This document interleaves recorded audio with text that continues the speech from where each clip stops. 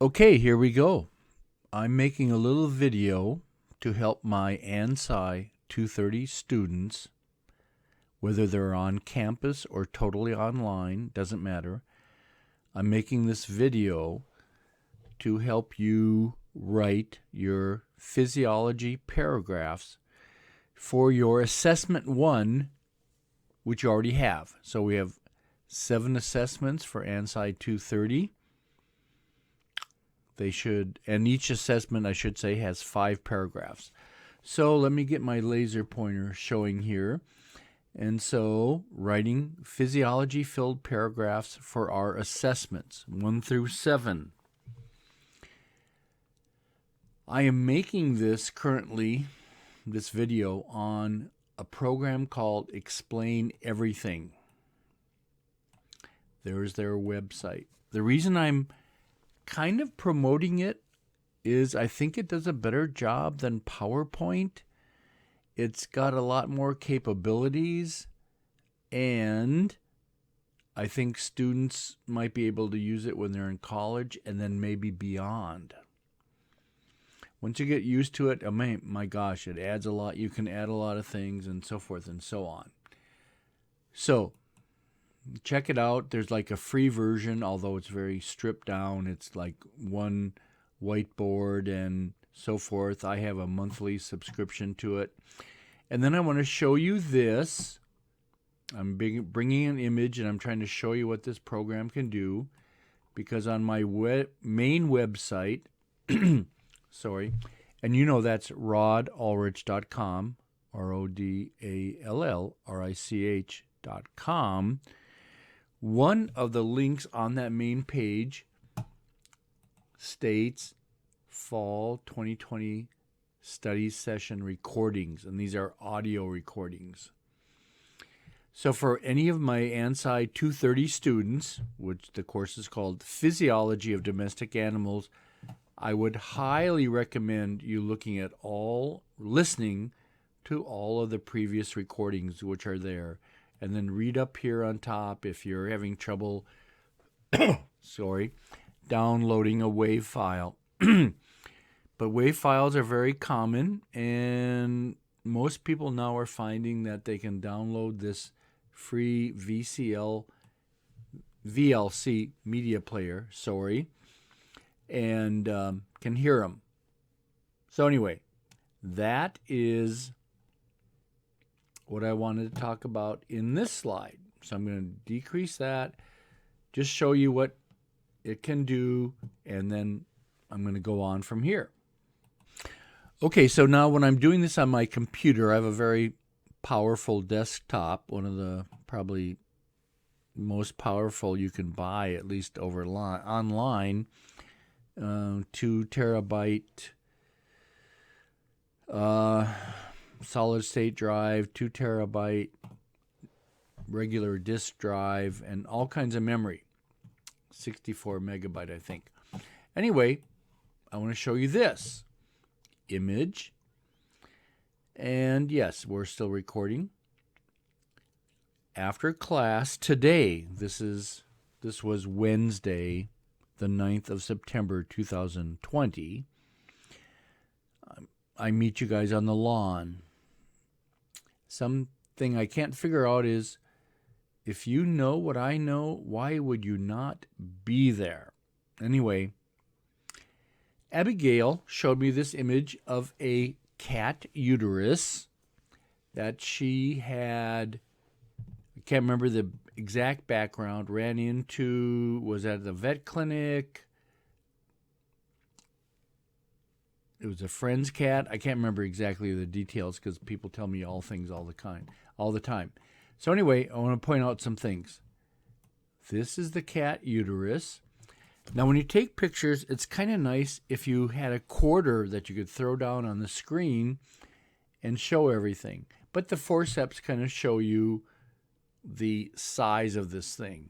Obviously, there's a discarded scalpel blade.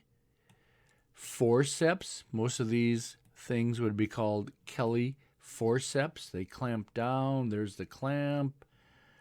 By the way, This is the cervical end of the uterus in the cat. That means this would be caudal. Cranial would be here. And it shows a pus-filled uterus that they must have cut open, and look at that. It's spilling this white-colored fluid, mostly white.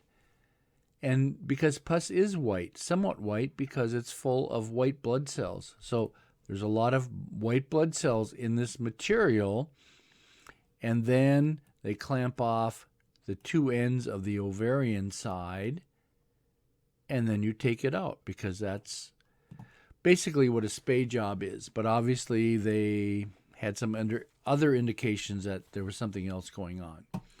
So let me enlarge this, because, okay, we're going to enlarge. You can kind of see that somebody had 7.5 gloves, size 7.5. I can't wear those. Those are too small. There's the left. There's the right one. So they had sterile surgical gloves. I'm guessing it was a female veterinarian, but I could be wrong. But I need 9 or 10s. But it doesn't matter. But, you know, a lot of the small animal vets are female, and they're probably way better than the male version. That way, I'm saying that because that way I won't get any derogatory comments on this video. Anyway, let me keep enlarging this. So obviously you can see pus. I said this was the cervix end. I'm going to go back up here. Cervix.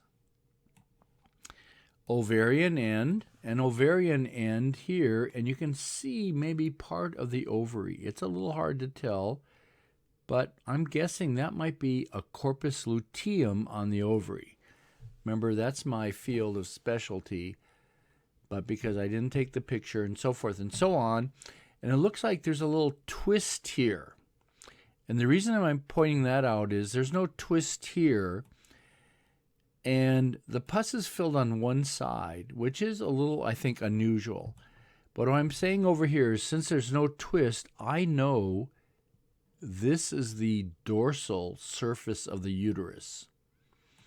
It looks like it's twisted here, so this might be the ventral aspect of the uterus, and it's not a big deal, but here we have a unilateral pyometria, I should say, is the best term. Pyometria. Unilateral, which is, I don't think all that common.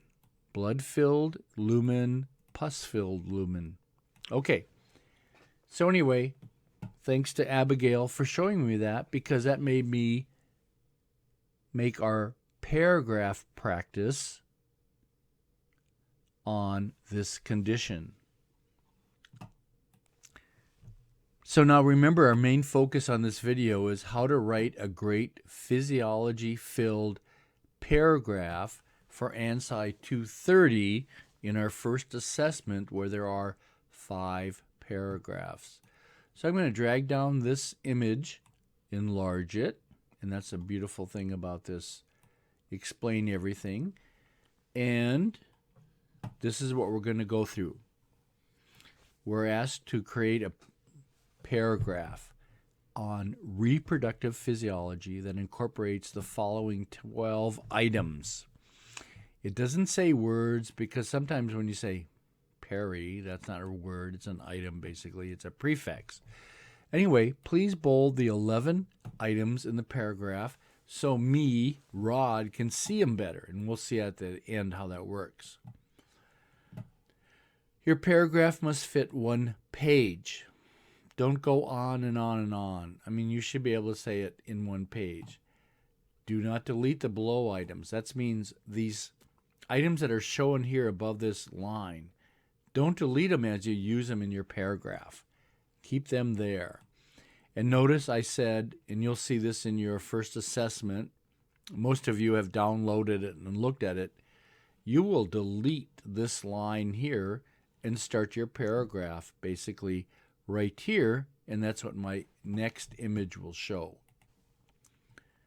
Okay, so maybe the only thing I want to get across in this image is here's that paragraph, and I deleted the line that says start your paragraph here. So we're going to start here, but please leave all the terms up here that are items, I guess I could call, and you're going to make your paragraph down here in Word, but you're going to then print as a PDF file or save as a PDF file. That's what you're going to be uploading into Brightspace. And remember, there's 5 paragraphs per assessment.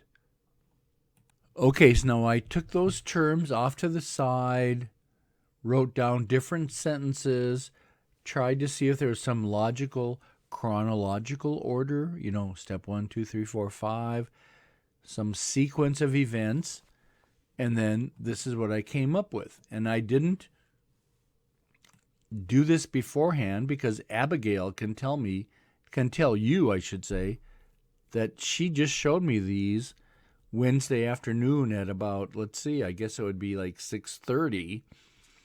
So this was created because she showed me that image.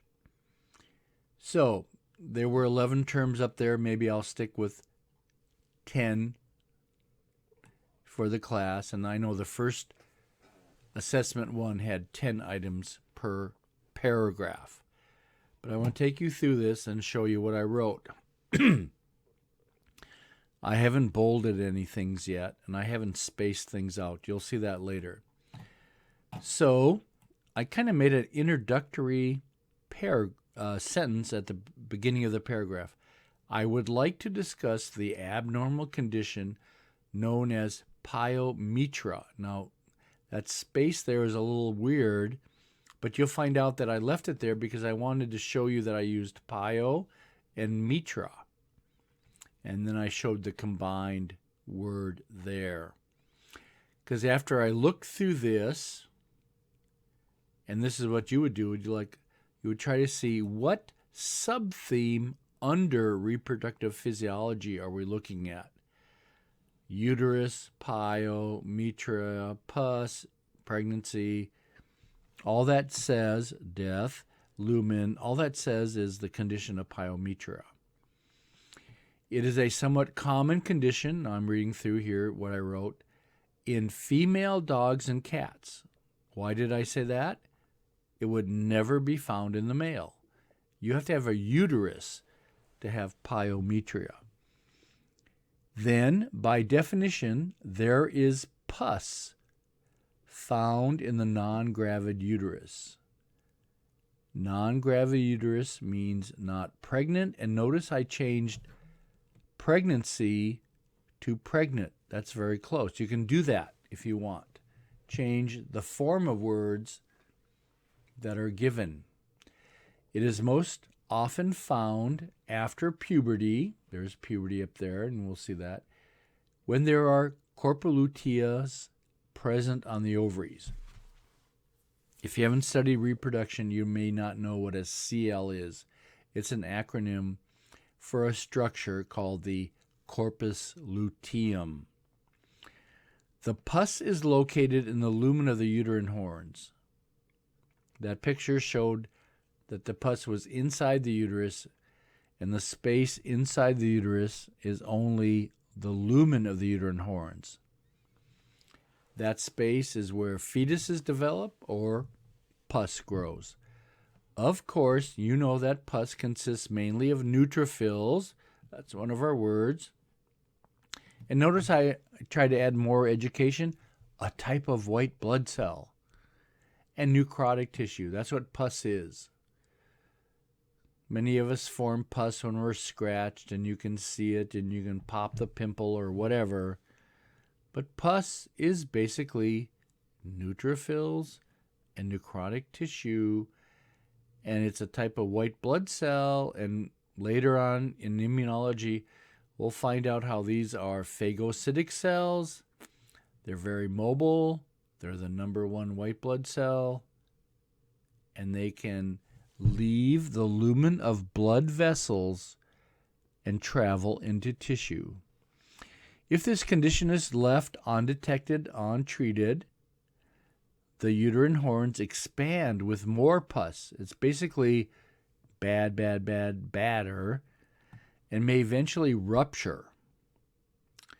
So these uterine horns, they look like almost sausage-like structures, but if they rupture, the pus is going to flow into the abdominal cavity, because that's where the uterus lies. Some people might say the pelvic cavity, but in most of our domestic animals, we would say the uterus lies within the abdominal cavity. When you have pus in the abdominal cavity, this is peritonitis. There it is up there. You'll see this in the next slide or two. Soon after, death will occur. There's no doubt about it. This means that the condition has a high mortality rate. There's mortality up here. That means death rate. How many die? Nowadays we're talking about the COVID-19 virus. It doesn't have a high mortality rate, right? A low percentage of people that get it die, and of course it's age-related, and there's these secondary conditions. But, there are viruses that have a high mortality rate, like, for example, rabies. Almost everybody, and that's not truly infected with rabies, if left untreated, will die. So rabies has a very high mortality rate if left untreated. COVID has less, but I'm not sure what the percentage it is for this condition, but it's definitely very high if left untreated.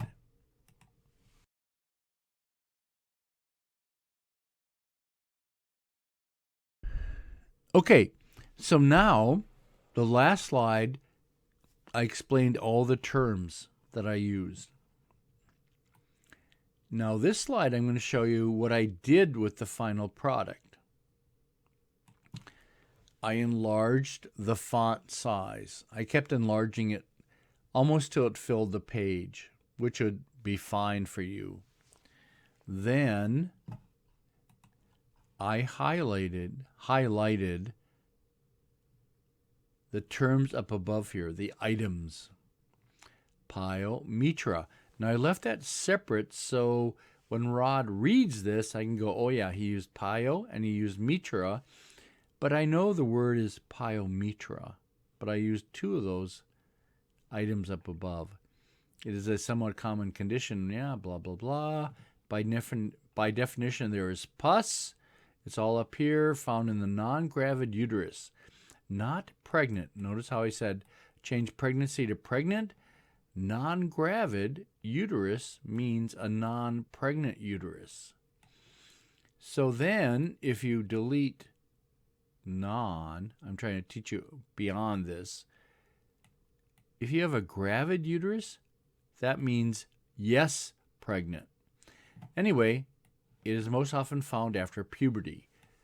All those reproductive organs before puberty are basically just sitting there going, geez, I wish I could start working, but I'm not. I'm not going to do anything. So before puberty, you would have very little chance of having pyometra. The pus is located in the lumen. Lumen is the open area of any cavity structure. Of course, neutrophils are a type of white blood cell. If the condition is left, anyway, you can read this. And so I highlighted these. Let's count them. 1, 2, 3, 4, 5, 6, 7, 8, 9, 10, 11. 11 items, 11 terms, and that's what I've got up here. Somebody did ask me, what if I use, let's say, puberty twice? It was another word they were asking about. Only highlight it once, because what I'm going to do when I read these paragraphs, I'm going to say, when I come to it, I'm going to go 1, 2, 3, 4, blah, blah, blah, 11, 11. Okay, we've got that. So it gives me a chance to start out by saying, oh, the person's got all the items there. Or what if they only have 4? Okay, then they only have 4. Now to end this, I always am trying to teach everybody something. And I want to congratulate Abigail on collecting, saving that image for the rest of your life. I'm talking to all you students. Collect images about conditions that you see. Ask permission when it's necessary, so forth and so on. I want to show you an image that if you don't know what you're doing, you might say, oh my gosh, this is an emergency.